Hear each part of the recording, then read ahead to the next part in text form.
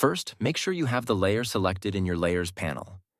Now press Ctrl+J on your keyboard to duplicate the layer. This helps you work non-destructively so your original image stays safe. Next, pick the lasso tool from the toolbar on the left. Draw a selection around the person or object you want to remove. It doesn't have to be perfect, just make sure to select enough of the area around the subject. Once you've made your selection, go to the Edit menu at the top of the screen and choose Content-Aware Fill. Photoshop will automatically fill in the selected area with content from the surrounding background. After adjusting any settings if needed, click OK. To refine any leftover blur or artifacts, select the Patch tool from the toolbar.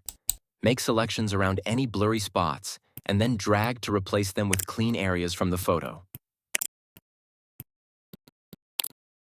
You've now successfully removed the person from your photo in just a few quick steps.